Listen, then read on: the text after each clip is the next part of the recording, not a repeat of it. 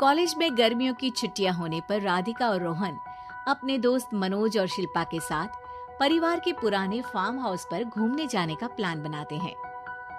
Guys, तुम दोनों को वो फार्म हाउस बहुत पसंद आएगा। बचपन से ही वो मेरी और रोहन की सबसे पसंदीदा जगह रही है। पर मैंने तो इतने सालों में तुम्हारे मुंह से कभी फार्म हाउस का नाम तक नहीं सुना। बचपन में फार्म हाउस जाते थे, लेकिन फिर अचानक सबने वहां जाना बंद कर दिया और वजह कभी किसी ने बताई नहीं। पर अब हम चारों मिलकर वहां धमाल करेंगे।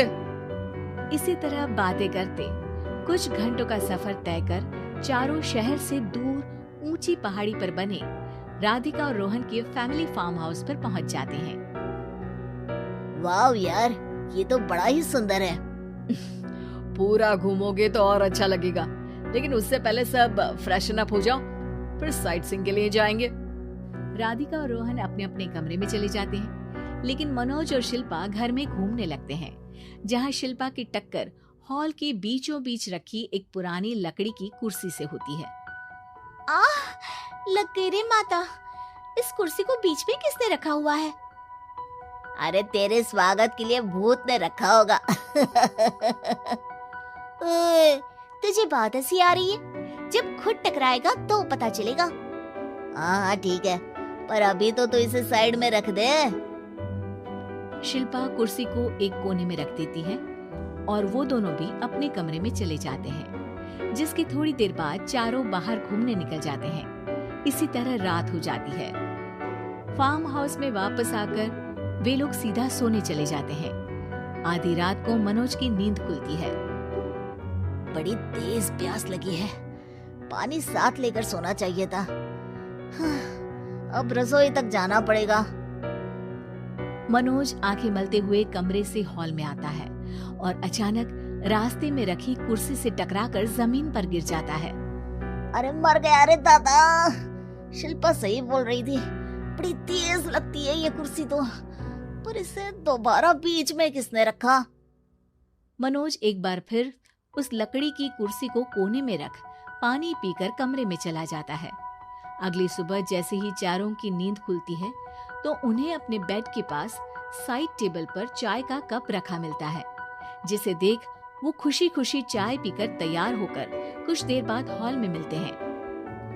थैंक यू यार राधिका, मुझे नहीं पता था कि तू इतनी अच्छी चाय बनाती है। वैसे मुझे उस बेड की बहुत जरूरत थी। ये और चाय, अरे इसे तो पानी तक उबालना नहीं आता। मतलब तूने हमारे लिए चाय बनाई क्या दोस्त? अरे चल पागल है क्या, इतना भी प्यार नहीं है मुझे कि तुम्हारे लिए बेड टी बनाऊं।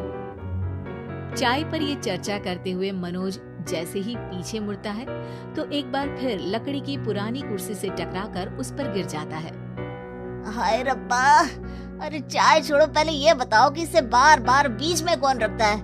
कल रात ही मैंने इसे साइड किया था। तुम पहले ये बताओ कि चाय किसने बनाई थी? सबकी बातों को कुछ देर ध्यान से सुनने के बाद राधिका हैरानी से कुर्सी की तरफ देखने लगती है। भूत दीदी। राधिका की बात सुन आपस में झगड़ रहे सारे दोस्त शांत हो जाते हैं। क्या बोला अभी तूने? अरे पर अब वो यहाँ कैसे हो सकती हैं? क्यों नहीं हो सकती? हमने यहाँ आना छोड़ा था, पर उन्होंने तो घर नहीं छोड़ा ना। और याद करो, ऐसे बेड के पास कप रखना और कुर्सी को कमरे के बीच में रखना, ये सब वही तो करती थी। ये तुम दोनों किसकी बात कर रहे हो? अरे जो भी हो, कुछ अच्छा तो बिल्कुल नहीं लगता। अब देखो, डरने की कोई जरूरत नहीं है। वो सालों से इस घर में रहने वाली भूत दीदी है। वो बचपन से ही हमारे यहाँ आने पर एक बड़ी बहन की तरह हम दोनों का ख्याल रखती है। ओए, पगला गया है क्या? शिल्पा, मुझे यहाँ नहीं रहना, तू भी मेरे साथ ही चल। ये दोनों तो पागल हो गए हैं। जहाँ मनोज डर से वापस जाने की बात कर रहा होता है, वहीं शिल्पा अपने फोन में बिजी होती है। क्या तुम्हें यहाँ की सिचुएशन समझ में नहीं आ रही जो फोन में लगी हो? जिसे जो करना है करो, मैं तो जा रहा हूँ। मनोज हड़बड़ाहट में अपने कमरे की तरफ जाता है, जिसके साथ राधिका और मोहन भी उसे रोकने के लिए पीछे पीछे जाते हैं, लेकिन शिल्पा वो तो अभी भी फोन में लगी रहती है। कुछ देर बाद जब वो तीनों दोबारा हॉल में वापस आते हैं तो शिल्पा को सबके पैक्ड बैग्स के साथ देखकर हैरान रह जाते हैं। ये सब क्या है शिल्पा?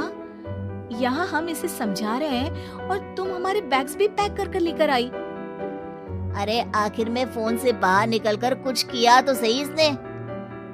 दोस्तों देखो, कल से हम यहाँ हैं। भूत दीदी ने कुछ किया नहीं ना? फिर डर क्यों रहे हो?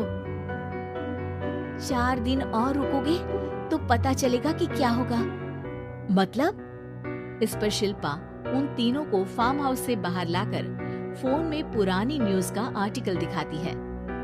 सालों पहले यहाँ रह रही औरत ने अपने दोनों बच्चों को सुबह सुबह दूध में जहर पिलाकर मार दिया और फिर हॉल में उस कुर्सी पर खड़े होकर खुद भी फांसी लगा ली थी।